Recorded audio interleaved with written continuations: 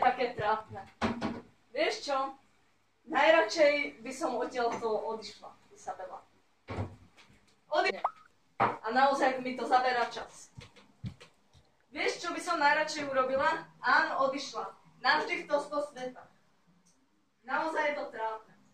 Pozri, už ani s Denisom nemôže byť. A to len kvôli tomu, že stále do nášho vzťahu sa niekto moca.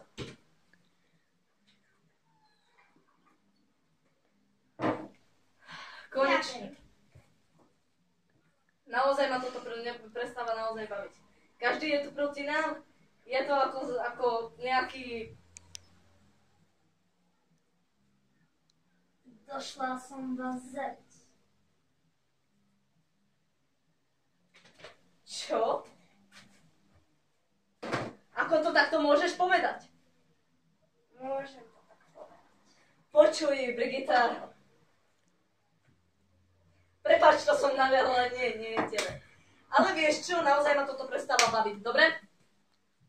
Áno. Vieš čo, ak budeš mať nejaký problém, nedotýkaj sa mojej sestry, ak budeš mať nejaký problém s tým hlúpym ostrým nožom, nebezpečným, tak ja zavolám políciu, dobre? Zavolám políciu. Áno, dobre, zavolám políciu. Počkajte nás. Preboha, ešte dobre, že ju nezabila.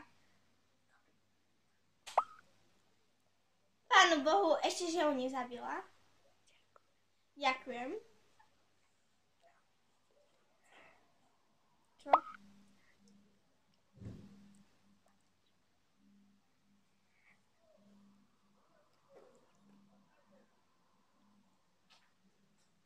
Teraz nájdeš tam, pošťa tam dojde.